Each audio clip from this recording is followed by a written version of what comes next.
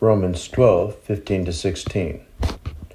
Rejoice with those who rejoice, mourn with those who mourn, live in harmony with one another. This is kind of about empathy with those in the church, but it brings up an interesting problem. How can you rejoice with those who are rejoicing or mourn with those who are mourning if you don't know what the people in the church are going through? In the first century church, they met in homes, and it was a very informal atmosphere. And I'm sure that, you didn't have somebody getting in the front and talking. They may have been in the living room all sitting around, so to speak, and, one person was maybe talking, but it was a very informal atmosphere, and everybody knew everybody else. We've lost that. Obviously, you can't have that in a megachurch with 4,000 members. But our problem is, somewhere along the line, we've structured our churches where everybody faces forward. You come in, you're quiet, you don't talk in the church service.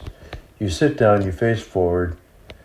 The minister gets up and he gives a 30-minute sermon, and then everybody files out.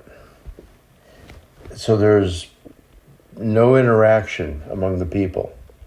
Now, I think a lot of churches have kind of tried to mitigate that by having an area after the service where people can go out there and they can have coffee and donuts and talk.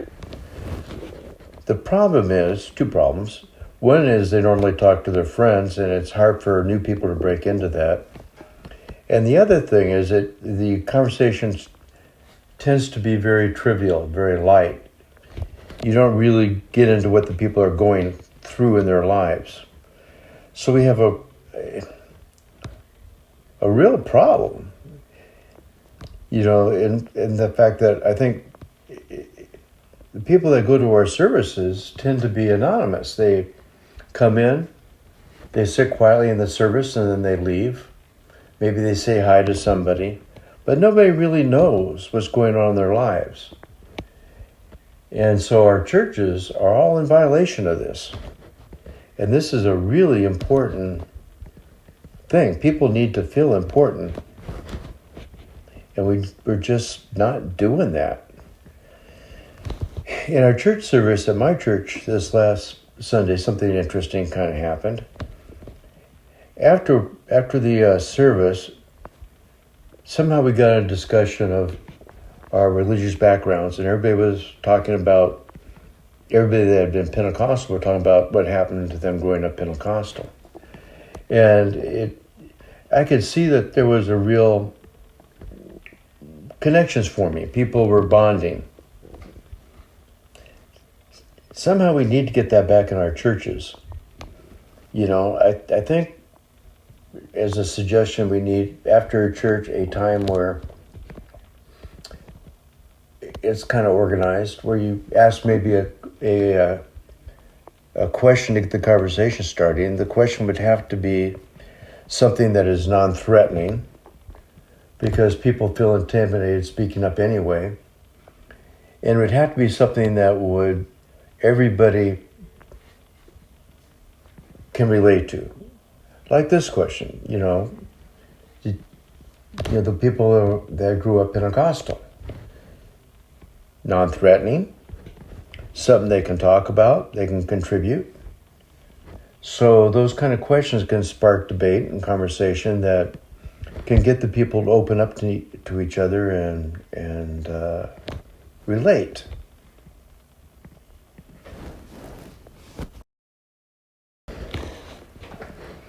We have to get people where they can know each other and know what's going on in their lives. I think this is just vital if Christianity is going to survive in the United States.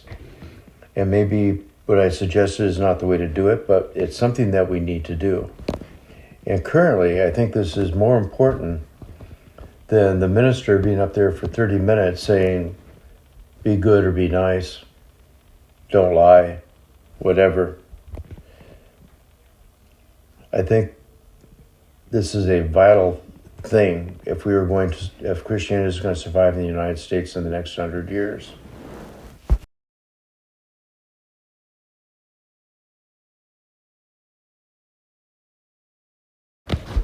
Yeah, I'm sorry if I rattled on about that, but this issue is just so important, particularly if Christianity is going to survive in the next century in the United States. We have to understand that what's important is people. The focus has to be on people. It was in the first century, and it has to be on the 21st century. We structure our church like we did 150 years ago when people were socially required to go to church. And we need to change. 150 years ago, they didn't believe in putting cushions on the pews so you would stay awake.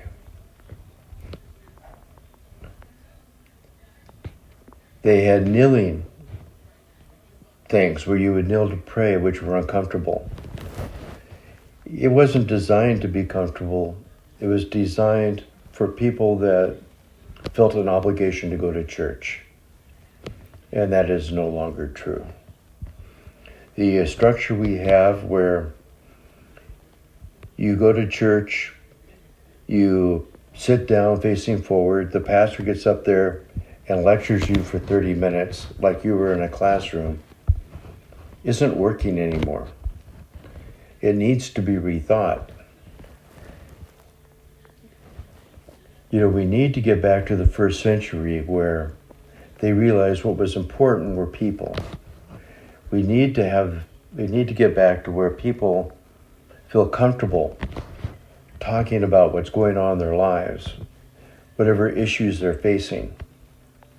And we just aren't doing that. Even now when we ask people for prayer requests, typically they're going to ask prayer for other people. They're not going to ask for things that are really impacting their lives that they're concerned about. At least not normally. Next week, I'm going to skip the rest of the section on what is genuine love, because he's repeating what he's already talked about. He talks about the importance of not getting stuck up, of poor people should be treated just like the rich people, and not like James says, where the rich person comes into the church and you go, hey, let's sit on the front pew, and the poor person comes in like, well, why don't you go sit over there in the corner someplace? Kind of reminds me of something that happened to a church that we went to when we first came to St. Petersburg. We went to a Bible study on Wednesday, and the greeter and I were talking, and the greeter said that the current pastor gave him instructions that if somebody came to the church and they looked like they were homeless, or they weren't, their clothes weren't up to par, but particularly if they were homeless, that they were to be denied entry. They were to be turned away. And I thought, dang, we still have the issue from the first century that James was struggling for us to deal with.